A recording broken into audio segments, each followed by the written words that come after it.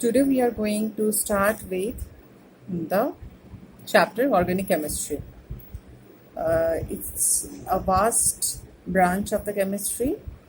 Now the compound organic chemistry is mainly because of the compound of carbon and hydrogen. Along with which some other elements are also present like oxygen, sulfur, nitrogen, phosphorus, etc. Whereas in case of your inorganic compounds, it could be any elements. I mean, all elements forms inorganic compounds. For example, we are talking about sodium carbonate. Okay, in sodium carbonate, we have carbon over there. But here the carbonate ion, it's an ion. Its origin is not an organic substance, organic thing. From organic thing, what do we understand? We understand that whatever we get it from the plants and animals. Okay, so they are, for the organic compounds, their origin are actually plants and animals. And petroleum, coal. So now you will be asking, how come petroleum? Obviously the petroleum is also formed by the decomposition of your organic compounds only. We have already learned these things in our junior classes, that how coal is formed when forest or a big quantity of plants are buried under the ground, and it decomposes for thousands of years and forms coal. So ultimately you are getting the coal from these organic things only, that is from the plants. Similarly, petroleum, you get it mainly from we get it in the seabeds, and we mainly get it from the burying of the decomposition of the buried animals, aquatic animals and plants under the seabed. So these are all your organic compounds. So the plant, animals, these are the source of your organic compounds. Mainly plants, we get carbohydrates from them. Animals, we get proteins, urea. Then petroleum products like petrol, diesel, coal, dyes, drugs. These are all our organic compounds. Now mainly the organic compound, the main branch is made up of your carbon. Now what is the uniqueness of the carbon? That it has make a whole branch of chemistry which is called as your organic chemistry. Now the first thing is carbon shows tetravalency. What is carbon's atomic number? It is your 6, right? So its electronic configuration is 2, 4. So it has a valency of 4. So it is difficult for it to actually give out 4 electrons or take 4 electrons. It mainly goes for covalent bonding, and it has got a tetravalent structure. Tetravalent means like this. Okay, it is like this. Tetravalent structure means it will be like this, just like, okay, if this is the carbon, so 1, 2, 3, 4 bonds, covalent bond it forms, and this structure is called as your tetravalent structure. मतलब इनके बीच में क्या angle है? They are at an angle of 107 degree with each other. Okay, so if you divide 360 with 4, how much it will come? 360 with 4, it will come 90 degree. But it's not like this. It's not like this. It's tetravalent because of the repulsion of these bonds. They form tetravalent structure, and it is a very stable structure. So tetravalence is because of these 4 electrons, 4 bonds it forms, and the structure is also tetravalent. Next is the property of catenation. Now what is catenation? Catenation means self-linking. Carbon अपने आप से लंबी chain बना सकता है. It can form long chain, it can form branched chain, it can form a cyclic structure like this. So it has this property of catenation, that is self-linking, and this is a property because of which it has formed a whole branch of organic chemistry. And carbon shows the maximum ability to form this catenation. There are some other compound also who shows catenation. For example, it is in phosphorus also we can see catenation, but carbon shows the maximum property of catenation. And again, the carbon-carbon bond energy is also maximum here. The energy, the value of CC bond energy is maximum, and that is why it shows catenation. Now, like this, when one to one carbon it is connected, it is called as your open chain, your straight chain. This is your branched. The branch chain, and this one is cyclic compound made by the carbon. Now this structure, where we show the structure by this way, we call it as actually branch structure. Now here I have not shown any other atoms. यहाँ पे मैंने, so this is a branch structure, but whenever we will show the carbon compounds by drawing this type of lines, so this will be actually called as branch structure. They might ask you show the branch structure of methane, ethane like this, then you have to show it this way. Now you will be saying it was tetravalent, I am not showing the angle. It's okay. While in branch structure we don't have to show the angles. It is understood. Now here it could be hydrogen. Mainly when we leave them empty, this means carbon is connected with hydrogen here. Okay, understood? ऐसा जब हम लोग खाली छोड़ देते हैं branch के and में, दैट मीन्स ये हाइड्रोजन से कनेक्टेड है. Okay, as or I have not shown anything means some other functional group or hydrogen is attached to it. We will come to the structures, different compounds afterwards, organic compounds afterwards. Now carbon-carbon, it could be your single bond. The carbon-carbon, it could be your double bond. Single bond, we can see it in ethane. I'm giving a common example. Double bond, we can see it in ethene. When double bond comes, we will learn afterwards that ENE comes, and when it is a single bond, ANE comes. Okay, and when it is triple bond, we call it as ethyne, that is YNE. Okay, got it? So we have just started with the basic of the organic chemistry. Now next is, what is the difference between organic and inorganic compounds? In organic compounds, we have got few elements as I have shown you before. Mainly it is of carbon and hydrogen. Other compounds like oxygen, sulfur, nitrogen, phosphorus are also present. Chlorine, bromine, these are also present. But in case of your inorganic compound, all elements form inorganic compounds. Their origin is also different. I'm not coming into it. Inorganic compounds, okay, I have already given you example of organic compounds like your ethane, methane, chloroethane, chloroform, then your acetic acid. Okay, and for inorganic compounds it could be your sodium chloride, it could be your any acid, not any acid, inorganic acid like sulfuric acid, then your sodium hydroxide, some non-metallic oxide like any non-metallic oxide, any metallic oxide like sodium oxide, magnesium oxide, nitrogen dioxide. So those are examples of your inorganic compounds. Nitric acid. Here inorganic compounds, the bonding is covalent. In case of your inorganic compounds, the bonding is electrostatic. Then the melting point and boiling point of organic compounds are very low. They may be in negatives also. Some are solids at room temperature like your coconut oil. At winter you might have seen they become solid.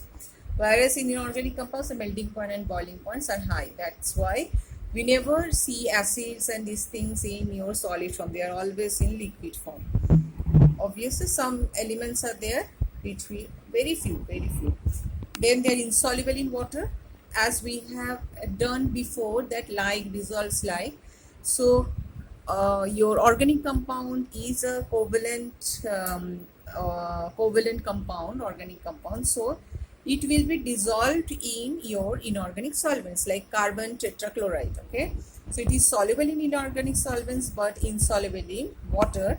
Use water, we have already learned that water shows polarity, whereas your inorganic compounds are soluble in water but insoluble in organic compounds. Then in organic compounds are bad conductor of electricity because for covalent bond it takes lots of energy to break it. So it is very difficult to break them and form the ion, whereas in case of electrovalent compounds, in aqueous solution and in molten state they have got free ions in them. So they easily conduct electricity. So inorganic compounds are good conductor of electricity. Combustible, Yes, organic compounds are combustible, as I have given you example of petroleum coal. So they are combustible, whereas inorganic compounds are not combustible. Then isomerism, organic compound shows isomerism, whereas inorganic compound does not show isomerism. Now what is this isomerism? I will come in the next part. What is isomerism? We will learn about isomerism because that is a very important part of our organic chemistry. That is, you may have got the same molecular formula for the compound, but it has got different structure. Now if I tell you verbally, you will not understand. I will explain to you later on. Okay, in this chapter only we will discuss after some time. Now the carbon compounds could be your organic compounds, could be aliphatic. Aliphatic means open chain. Okay, so open chain compounds, it could be your I have given you example of ethane. Okay, it is open chain. Ethane means 2 carbon. So this I am showing is a branch structure. This is ethane. Now where all the bonds are single bond, we call it as saturated.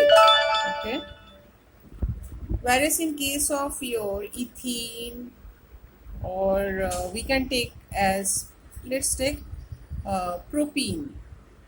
Propene is the next. First comes methane, then comes ethane, then comes propane, then comes butane. So for carbon one carbon, if it has been CH4,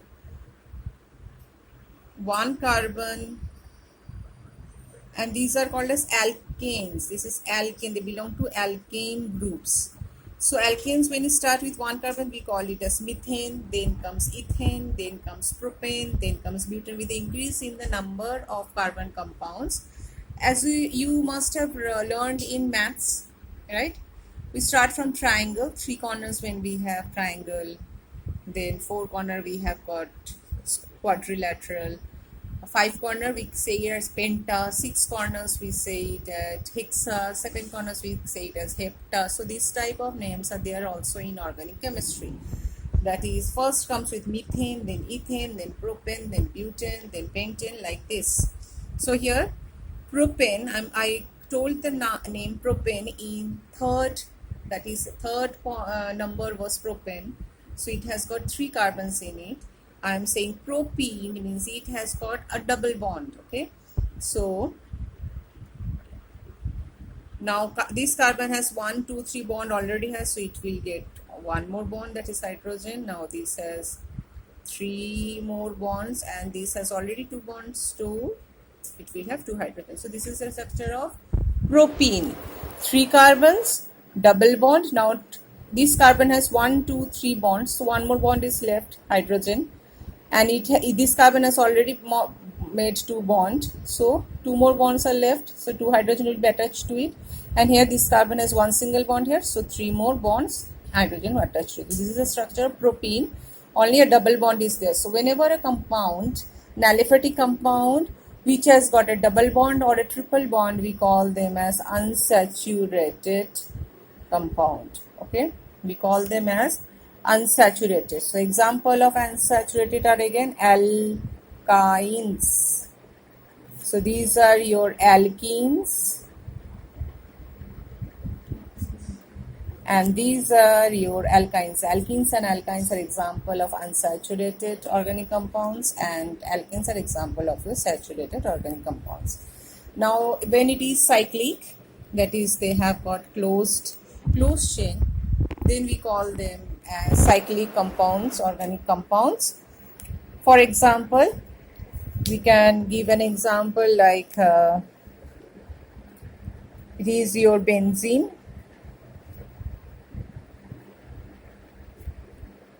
Okay, 6 carbon chain, so alternate double bond and single bond.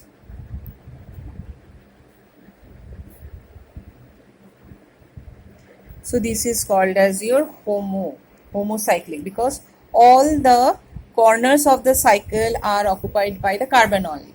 Now it could be heterols, means in place of carbon there could be some other element also. For example, in case of your pyridine, pyridine is like this. Okay. Now pyridine means one of the corner is occupied by nitrogen. Now these corners, I have not drawn anything, I have not drawn any element. That means these elements are all your carbon. Here the open chains can also be shown this way. We can show it this way. That means here is one CH3, CH2, CH2, CH2, CH2, CH2, CH3. These end points, this means this is actually CH3. This means it is CH2, this means it is CH2, this means it is CH2, this means it is CH2, CH2, and this is CH3. So they are sometimes shown this way, okay? The compounds are shown this way. This compound I can show it this way, okay? So this is another way of showing the organic compounds. So for ethane, I can show the compound as this, okay? That is CH3, CH3. This I can show it this way. The propene I can show it this way, okay? That is CH3, now CH, and this is CH2.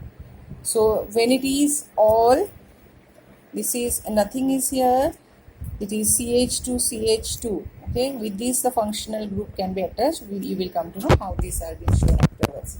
Next comes homologous series. Now what is homologous series? Homologous series means कैसे बताएं? Homologous series means if you know one element, one compound of that group, you will learn the other compounds of that group. That is, they have got a fixed formula. Suppose they have their composition as same, they have got a general formula, their chemical properties gradually changes. Just like in your periods, we have learned the groups, right? In groups, what happened? They have got the same valency, the elements have same valency, their properties changed gradually down the group. So here also, these homologous series means these are series of organic compounds which have got same composition, same general formula, and their chemical properties changes gradually. Their molecular weight changes gradually. That is, down the homologous series, obviously their molecular weight increases. Their physical property also increases. There is a gradual change in their physical properties. For example, if I consider alkanes, alkanes have a general formula CnH2n plus 2, okay? So composition में क्या है? Carbon और hydrogen ही है. और उनकी क्या composition है कि suppose we are talking about the first compound of the series, then it will be n will be 1. So what will be the formula? It will be CH4. If you are talking about the second compound of this series, so we have to put 2 over here, so it will become C2H8. Okay, so this is your methane, this is your ethane. So this way, C2 2 2 so 4, sorry, C2H6, C2H6, then your C3H H8, so it will be your propane. Now if you are talking about the homologous series alkynes, its formula is CnH2n, as because it has got a double bond in it. In alkynes, no, sorry, we are talking about alkenes, CnH2n. So 2 hydrogens are gone because double bond is there, so 2 hydrogen is gone. The formula will be CnH2n. So however, in case of your alkenes, methane is not possible, because to make a double bond with 2 carbon-carbon double bond, we need at least 2 carbon atoms. So in methane, we don't have 2 carbon atoms. It starts with 2, that is n equals to 2. It will be your first compound of this series is C2H4. That is, it is your ethene. Okay, then comes your propene. So like these, the homologous series are formed by using the general formula. Similarly, for the alkynes, the general formula is CnH2n minus 2. Again here it will start from ethyne, because for making a triple bond we need at least 2 carbon atoms. So it will be your C2H2, that is your ethyne, then C3H, C3H, C3H4, that is your propyne, and so on. Okay, this way the homologous series are being formed, and according to this, as we move down the group, their molecular weight will increase, because there is an increase in C from here to here. How many carbon and hydrogen has increased? CH2. From here to here again CH2, that is 1 carbon and 2 hydrogen. There is a gradual increase in CH2 between homologous, from one compound to another compound. There is increase in one CH2 group. Similarly here also, from here to here you will see increase in CH2 group. From here to here also there is increase in CH2 group, from one homologous compound to the next homologous compound in the same series. So this way, and again what I told, their obviously molecular weight will increase, so this way their physical properties will increase, that is their boiling point, solubility, all these things will increase down the series. Next comes, again, what is the significance of this homologous series? Suppose we know the property of one compound, we can obviously find the property of the another compound in the same series if we know the know its position. Similarly, we can predict its property and the nature of the other member. Then helps in systematic study of the organic compounds. So it's just like your classification. If you know one property of one of the compound of that homologous series, we can predict the properties of the other compounds in the same homologous series. Next comes the representation of their molecular formula. Now alkenes, I have already shown you the structure before also. Okay,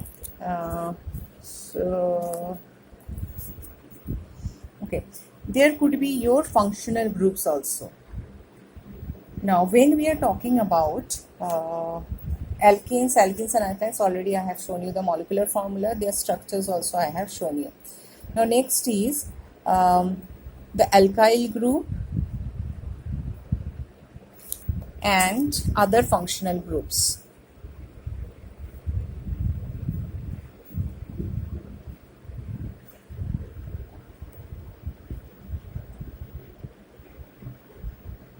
Okay. Now what is this alkyl group? This, when we are talking about the alkane, this is actually the parent.